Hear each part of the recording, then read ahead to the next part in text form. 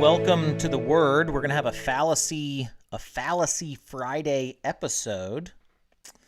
I don't know if you've ever heard someone use this proverb with you from Proverbs chapter 25:2. It's the glory of God to conceal things, but the glory of kings is to search things out. This is an oft-cited proverb for finding things that it seems as though no one else saw them when they read that text. And then they explain it to you, and they explain maybe that Hebrew lettering was initially pictograms, and there's these hidden messages in it. And they will cite this. They will say it's the glory of God to conceal things, but the glory of kings is to search things out, as though every Bible passage has it has the plain text, but there's these secret hidden meanings, which is a very Gnostic idea, a problem in the early church, Gnosticism, kind of the secret knowledge.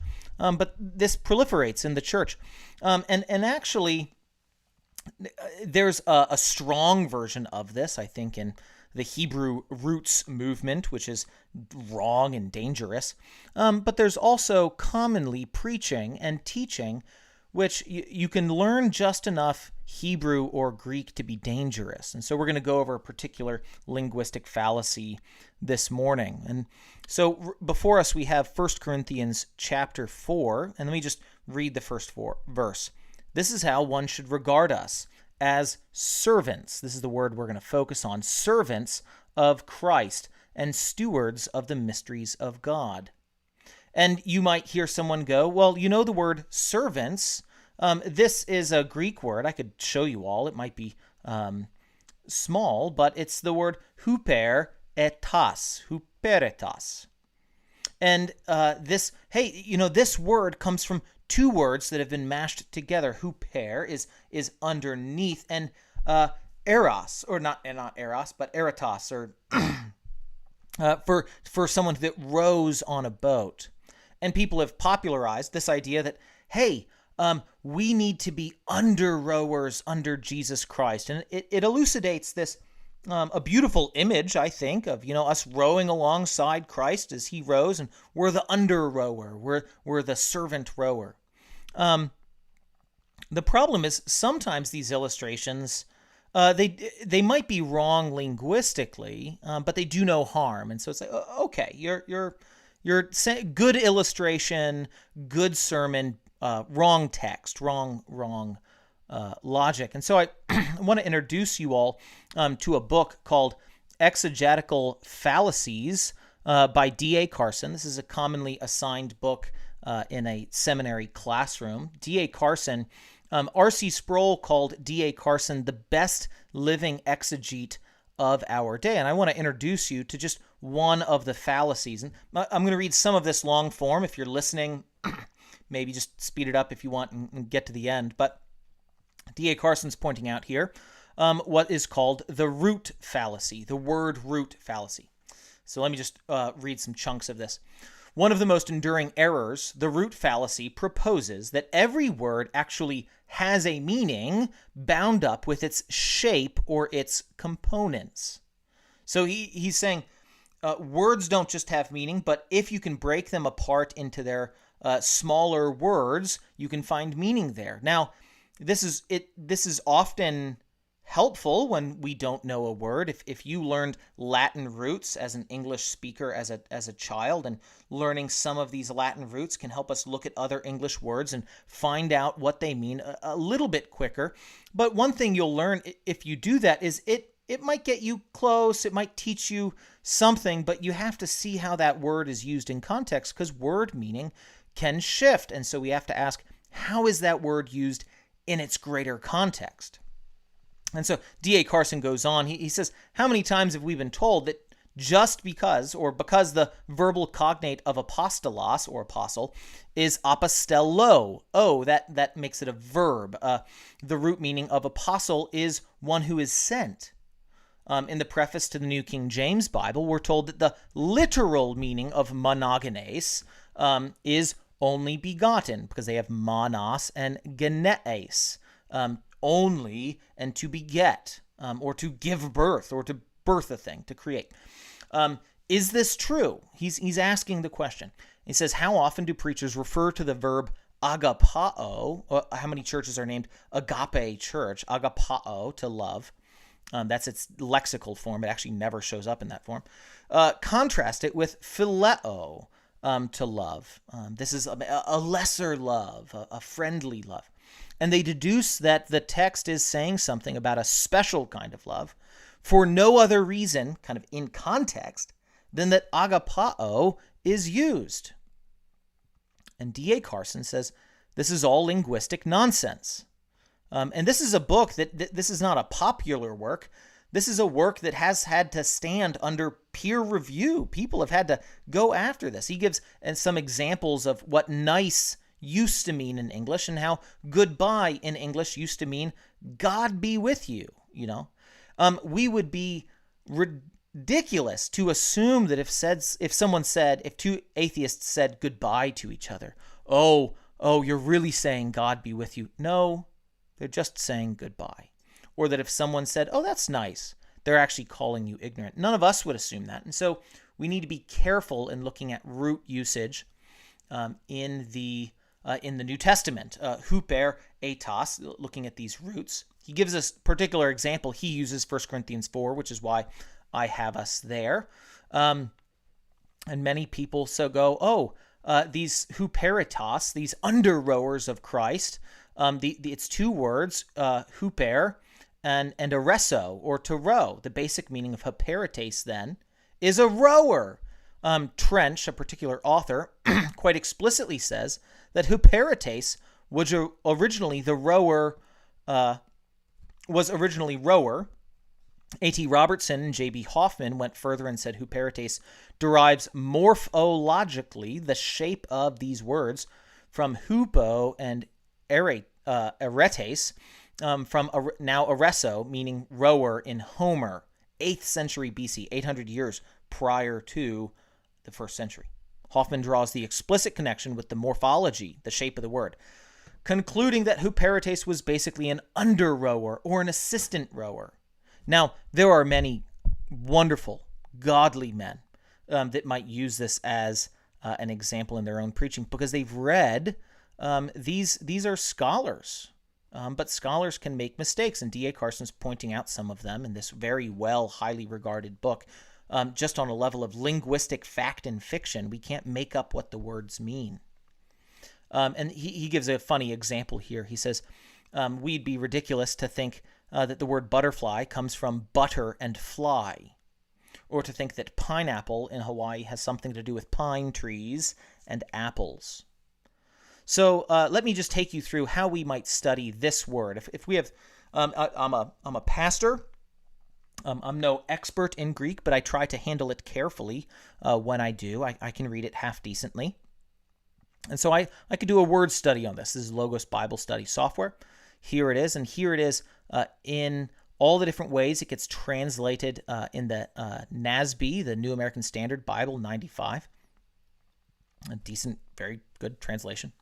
And it gives me many, many examples here. And so Jesus, on the night that he's betrayed, the apostles deal with, the disciples at the time are dealing with officers. The English translates it officer. Well, in every single one of those, and I've read through every single one of these examples, all this is communicating is that there is an authority that dispatches a person who is under their authority to do a thing. The word servant is perfectly justifiable as a translation in every single one of these. They call it officers just because judges in English, you don't just translate from Greek, you translate from Greek into a language trying to make it useful. And we understand that, officers or judges and authorities have officers that they dispatch to do a thing. We don't live in a world that has a lot of servants, but we have officers that are told to go do a thing. It is simply a person that has a boss telling them to do a thing. And almost every single one of these examples uses it that way. It's also translated as servant in the New Testament. Luke 1:2, just as they were handed down to us by those who from the beginning were eyewitnesses and servants of the word. Notice how these people are under an authority. What is the authority? It's the word.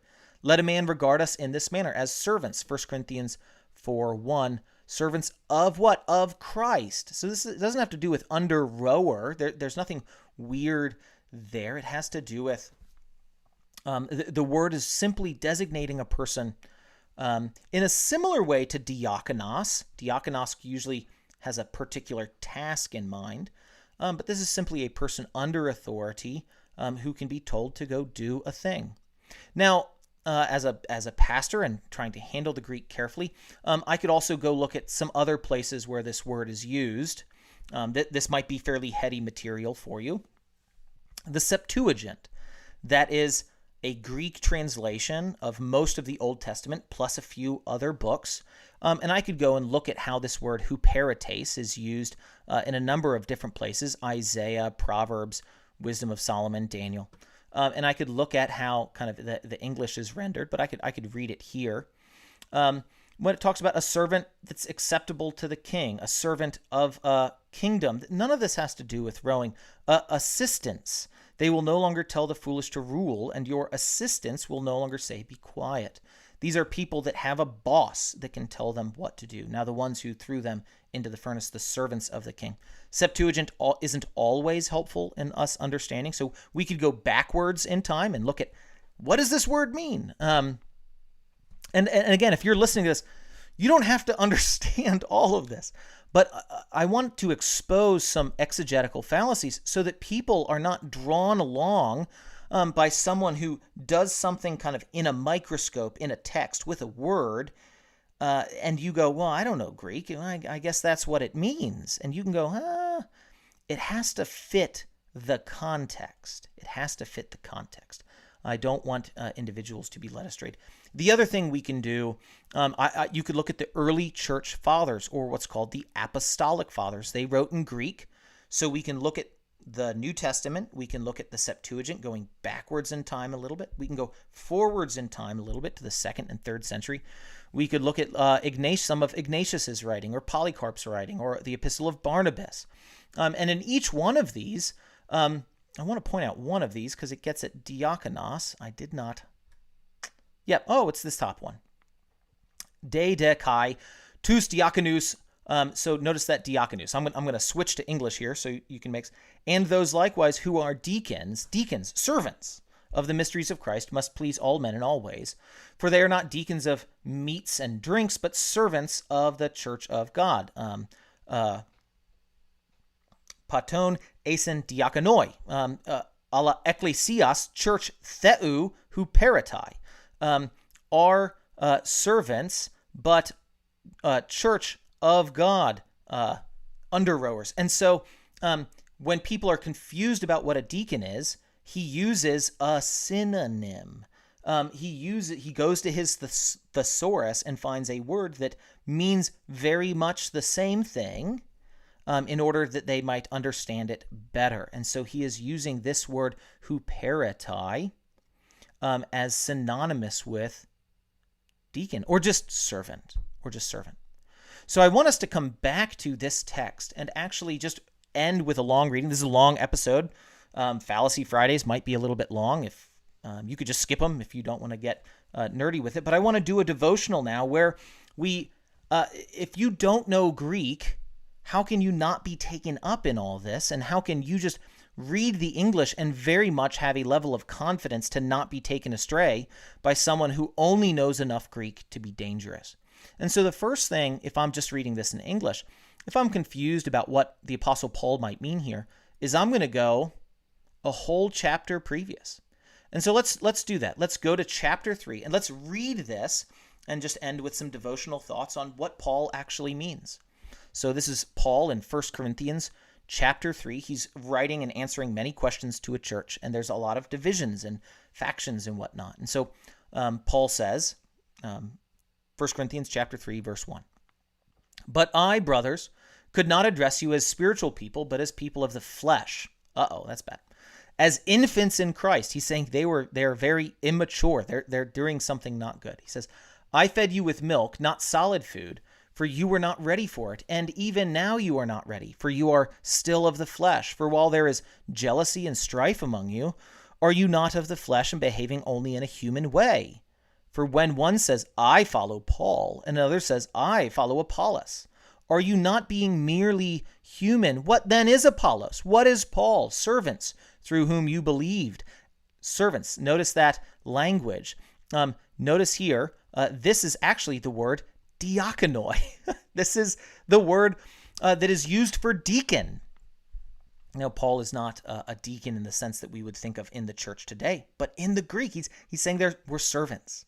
We're servant. We have a boss.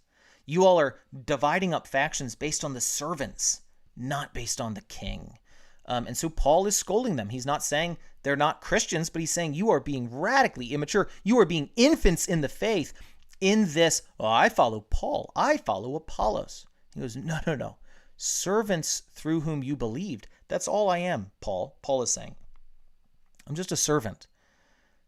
By God's grace, you all believed. As the Lord assigned to each. I planted, Apollos watered. God gave the growth. So neither he who plants nor he who waters is anything, but only God who gives the growth. He who plants and he who waters are one, and each will receive his wages according to his labor.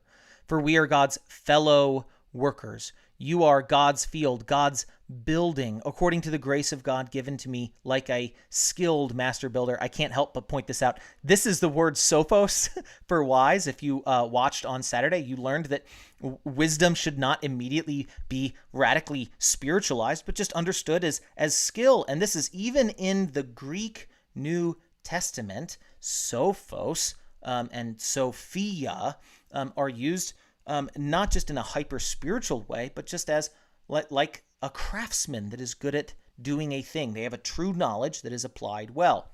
And he's saying God has given to me like a skilled master builder or craftsman. So Paul says, I laid a foundation, someone else is building upon it. Let each one take care how he builds upon it.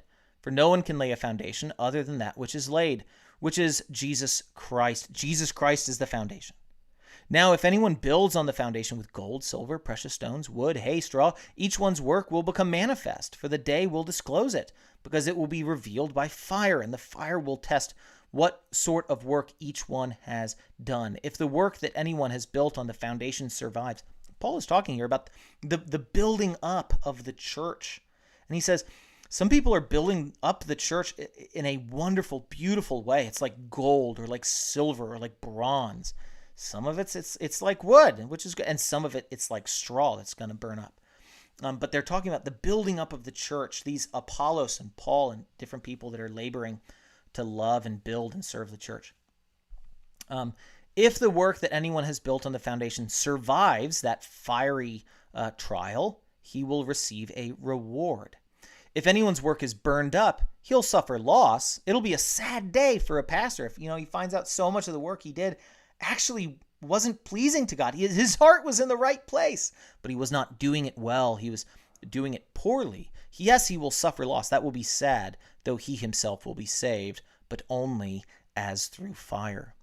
Do you not know that you are God's temple, that God's Spirit dwells in you? If anyone destroys God's temple, God will destroy him, for God's temple is holy, and you are that temple. Let no one deceive himself. If anyone among you thinks that he is wise, sophos, skilled, particularly as a Christian in this age, let him become a fool, that he might become wise. For the wisdom, here's Sophia, of this world is folly with God. Paul writes about this elsewhere, how the Jews, it's a stumbling block, it's foolishness to the Greeks. The cross is an upending of their idea of wisdom. So I think that's what Paul's getting at here. It says, for it is written, he catches the wise in their craftiness.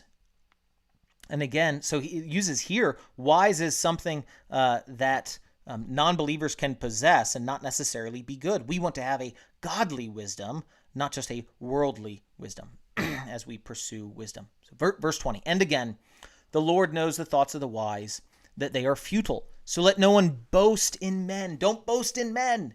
For all things are yours, whether Paul or Apollos or Cephas or the world or life or death or the present or the future, all are yours. And you are Christ's, and Christ is God's. This This is what we would call a near demonstrative pronoun. It is referring to the thing that came previous. This, you are Christ's. This idea that it's not about us, it's about Christ, is how one should regard us. Paul, Apollos. We are huperetes. We're servants. We have a boss. We're carrying out orders, but he is the one that matters. We're servants of Christ and stewards of the mysteries of God. So we don't need to read this under-rower thing to show us doing things underneath the work of Christ and Christ's rowing coming over top of us. Yes, that might be a beautiful illustration. It might bring tears to our eyes. It might be preached by many godly men who know enough Greek to be dangerous. But beloved, it might not be dangerous here, but there are many times when people use these roots as though there is this secret knowledge that you don't know. And what they do in the Greek is they try to pull a wool over your eyes. That they deceive. Maybe because they've even deceived themselves. And you know that they are wrong if they are using the words of the text, particularly where this is dangerous, is often you can't do something in your microscope as a metaphor. You can't get into kind of morphology of a word and make the text mean something that the greater context doesn't allow. And so if you sit under preaching where they do this, they may very much love the Lord, and you don't need to call it out as some grievous thing. As long as it fits within the telescope, the puzzle piece that they are talking about needs to fit in the greater puzzle. And you can verify this just by paying attention to the greater context in the Greek. Beloved, it is not about who's in whose faction, who follows Apollos, who follows Paul. Oh, I follow. No. It's all about Jesus. That we're not about building up our own camp. We're about pointing people to Christ. This is how one should regard anyone in ministry, anyone doing discipleship. They are servants. They are servants of Christ and stewards of the mysteries of God. What good news this is. Thank you for joining me for an episode of Fallacy Fridays. Welcome to the Word. Take care.